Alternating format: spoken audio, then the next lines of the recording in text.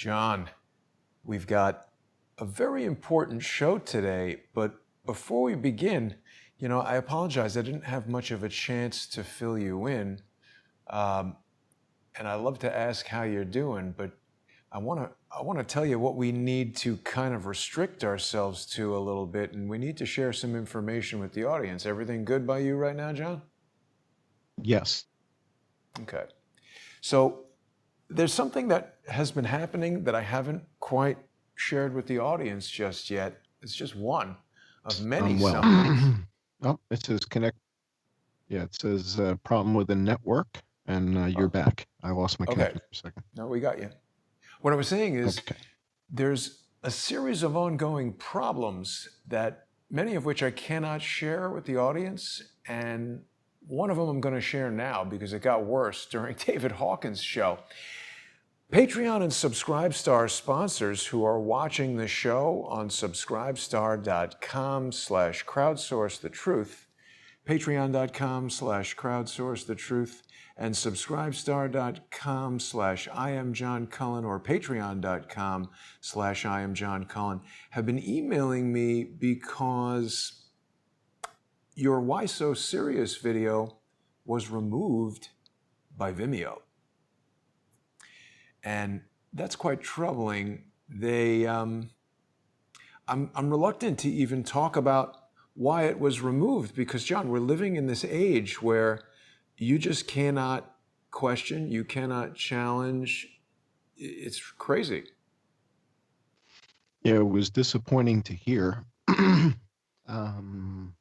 What's interesting is it's still up on my channel. And we saw a similar scenario reversed a couple weeks ago where Wait. one of the videos had been on your Patreon channel. It's not possible. It's been removed. Oh, I'm sorry. Yes.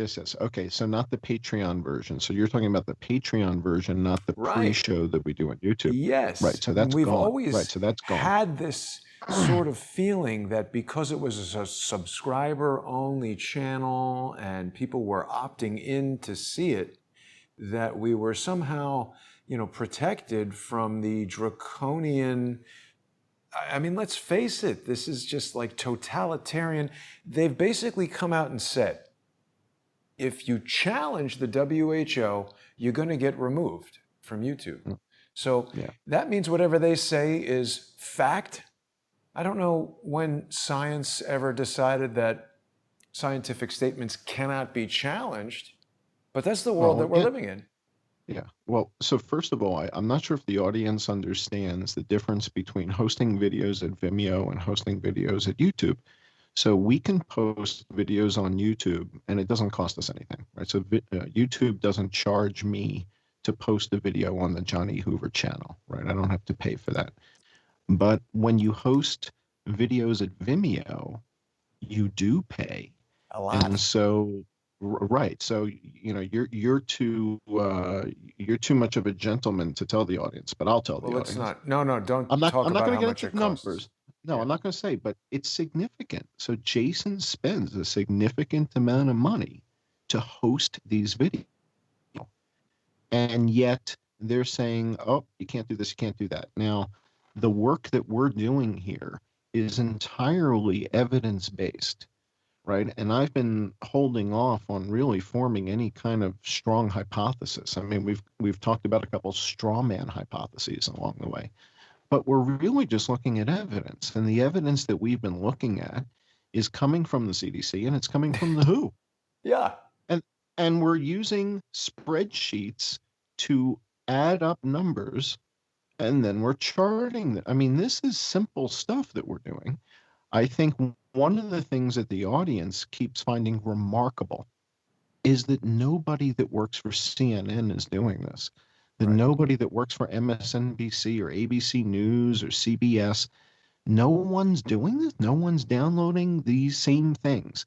And somebody said in the comments, why is it that you are the only one reporting on this influenza thing? You and Jason, basically. But outside of the two of you, nobody's talking about the size and scale of this influenza outbreak. No one's talking about it. You may hear people like Bill Mitchell on Twitter. He may mention influenza with coronavirus, or Candace Owen may do the same thing, but they're not citing the kind of data that you and I have been citing here for months and months and months. So when Vimeo decides to pull a video, or when YouTube decides to pull a video, I had another video pulled this week also. So you had the Vimeo one pulled, I had a video pulled. When we were having the riots, I did two videos that were tough to watch. One was about police brutality, and the other video was about the press getting their fair share of some manhandling, as far as, they were getting shot at by paintballs and stuff like that. So that video got pulled. The one that was showing the press, called What Seems to Be the Problem. And it was showing the conflicts between the press and the National Guard or whatever. And it was a tough video to watch, but NBC cited a 1 minute and 20-second portion of the video called copyright and pulled the whole video, a 50-minute video, over a 1 minute and 20-second segment that they're saying can't be viewed anywhere in the world. And so if I get into a whole fair use battle with them, they can rule on the side of the other side and pull the channel. And so for me, right, so for me, these older videos, nobody's when watching was them that anyway. video from? The older videos?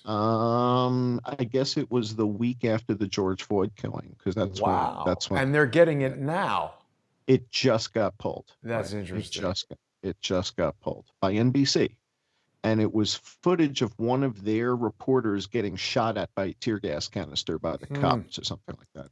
And so after 4,500 views and all these comments and all the history that goes with that, it gets ghosted by YouTube. It's just gone, like it never existed. Wow. And John, a lot of people have been telling me about, there's another problem happening here that I'll address in between the break before we go over to the sponsor exclusive segment on subscribestar.com and patreon.com/IamJohnCullen, and Subscribestar and Patreon for Crowdsource the Truth. A lot of people are telling me about Millennial Millie. Millie Weaver, the reporter with Alex Jones' InfoWars, has been arrested today. She live streamed the arrest. We don't have a lot of details about it. People are jumping to the conclusion that she's been arrested because she was preparing to put out a documentary called Shadowgate, which is, it features very prominently PFC Patrick Berge, who people may recall I did a series of interviews with. I stopped interviewing Patrick when a certain extremely tall alleged journalist who I used to work with started interviewing him, and actually sent him a lot of money in order for Patrick to go to Washington, D.C., which was clearly a goal that Patrick had when he joined me for these interviews. I had suggested that he create a Patreon channel and that we could present his information to the audience. If people found it credible and interesting, they could send him the money on Patreon. I'm not into paying people to be on my show. I just can't really afford it. And I also don't think I don't know. I don't do that.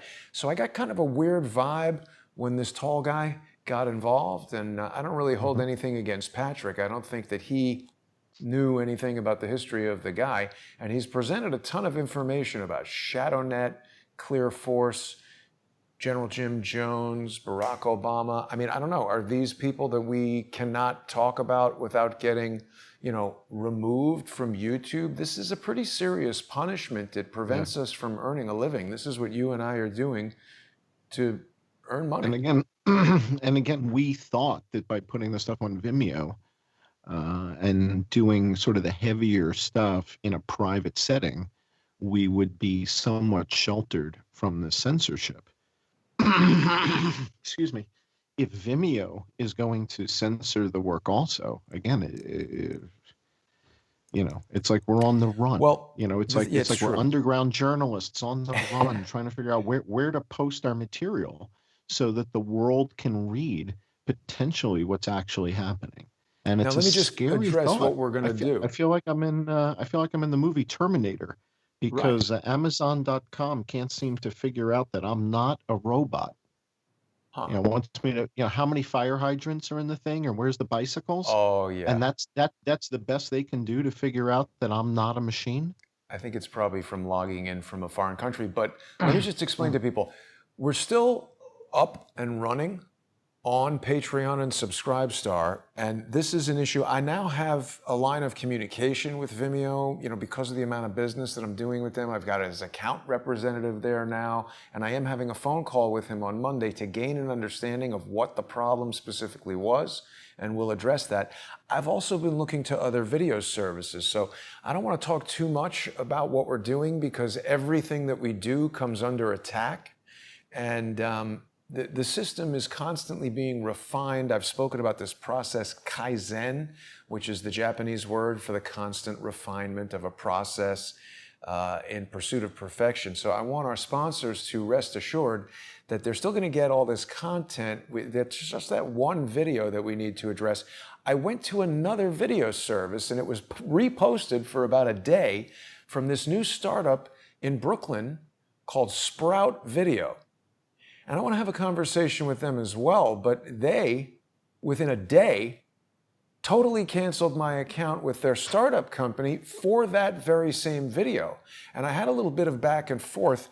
I want to tell people what this guy said to me because it was shocking. And I want people to know that like 23-year-old Brooklyn hipsters are now in charge of what you can and cannot listen to or even debate. You are not allowed to question the concept of whether this vaccine that Dr. Fauci says might be 50% effective is something you might be interested in. You can't question that according to this company. He said, "Thanks for getting back to me. Your video mentioned a possible microchip in a vaccine." I don't think we said that. We spoke about a microchip being put into your hand, which has already been done in certain countries and in trials here in the United States. And Bill Gates has said he thinks that that would be a good thing to do, to have this type of health passport, whether it's in your phone or physically installed in your hand. So this person objects to the concept that the video mentioned a possible microchip in a vaccine and downplayed the need for a vaccine. We would prefer it if you used a different hosting platform. This is not Vimeo. This is Sprout Video, the new startup in Brooklyn, where it looks like he's 22, 23, this kid. So he thinks he knows more than us, and we're not even allowed to debate these scientific concepts on their platform. What do you think of that, John? Well, a couple of weeks ago on the show, we talked about thalidomide and how the government did a clinical trial of thalidomide on 20 to 30,000 women in the United States. And as a result, thousands of children were born without limbs as a result. So this is what happens when you don't question authority. We've also talked about on the show how the median age at companies like Facebook and Twitter Right. is less than 30. So if the median age is less than 30, so we've got these 28, 29, 27, 26-year-olds making the decisions, and we talked about how their brains are not really formed as fully adult brains. So we've got adolescents making decisions with not fully formed brains about whether or not we should have forced vaccinations. This is why history is important, because when history starts to repeat itself, somebody better take notice, right? And the people who will take notice are the people who studied history and the people who know what happened in the past. And when you see it repeating, you have to raise your hand and say something. Yeah.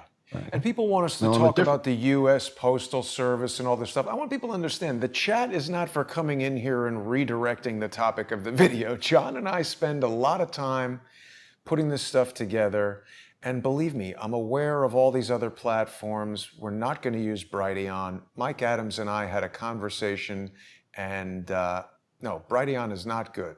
Brighteon does not provide live streaming. Brighteon is controlled by somebody else who has another agenda, and we're not going to use that. I'm going to find a solution to this We'll work problem, it out. but what's that? We'll work it out. I think Yeah, we'll work it out. I no, think the guys at Vimeo, again, it's easy to judge a book by its cover, particularly with some of the thumbnail graphics that you do. And I think this was the one where I was dressed up like the Joker. yeah, And so it's a bit intimidating. And again, it's very easy to make very quick assessments without really understanding what it is we're saying. And for those of you who work at Vimeo who might be watching this video, all we're doing is citing evidence. That's what we do here. We yeah, review evidence, we cite evidence, and the evidence is hard to swallow because the evidence that we discuss here, the evidence that we share, is very controversial. However, it's real and it's official. We don't use anything that's doctored. There's none of this monkey business, right? I'm a scientist. I'm a continuous improvement guy, a root cause analysis expert. And what we're doing is looking at data coming from the CDC and the WHO. right. And you can ask questions like, where do you get the data from? In fact, just on Patreon and Subscribestar, I posted the link to FluView and to the coronavirus source. So because everybody wants to know, where are you getting these numbers? Where are you getting the numbers?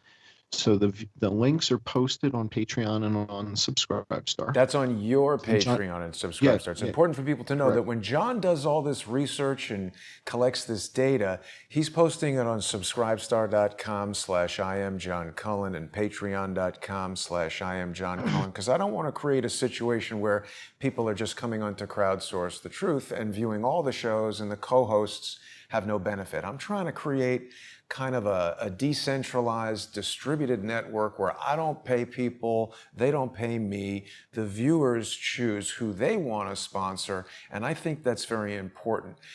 People are suggesting Mike Adams, they're telling us that Alex Jones has cut ties with Mike Adams. I have also cut ties with Mike Adams, and that was because of his support for this individual who was appearing with a Harvard sweatshirt and presenting himself as a doctor, although he was like a write-in, mail-in, University of Phoenix style PhD in finance or something. He was giving a lot of people lots of medical advice, and I felt that was grossly irresponsible. He left me a voice message, which if people haven't heard this or seen this, I think you need to subscribe to Crowdsource the Truth 2 on YouTube and listen to this message. I was shocked by Mike Adams' response when I showed that to him and shared factual information about that guy. So I'm not using Brighteon. I do not endorse Brighteon, and we're fully all over the technical aspects of this. And as a matter of fact, John, we're just about out of time, and I need a minute or two to adjust a little technical thing over here. So give us just a quick minute, and then we'll break and we'll head over to subscribestar.com/I am John Cullen, patreon.com/I am John Cullen, and Subscribestar and Patreon for Crowdsource the Truth. Take us out if you could. Well, I have a theory. The theory is that the larger and deeper the scale of the deception, the bigger the tsunami of truth is when it arrives. And the depth and breadth of the deception that we're seeing here. You take the last 3 or 4 shows that we've done, and the one where Dr. Fauci is licking the pop. How many licks does it take to get to this, right? If you take the content of what we've been covering over the last 3 or 4 weeks, we're putting it together tonight, and it is remarkable.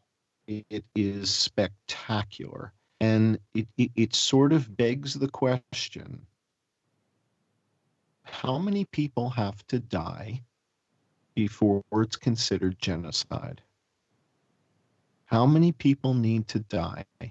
In Rwanda, it was 800,000 people or something died in Rwanda in that genocide, right? In Cambodia, the Khmer Rouge, right? So there's been a number of genocides over the last 100, 200 years. And I believe we've been witnessing a silent genocide, and we have the evidence to back it up. Wow. And the question is, who's behind it? And why are they doing this? Why are they letting these people die? So we're going to look at that tonight. And it is stunning revelations that you're just going to wonder, how is it even possible that this is not on 60 Minutes, that this is not headline news? Because it is that dramatic. Yeah.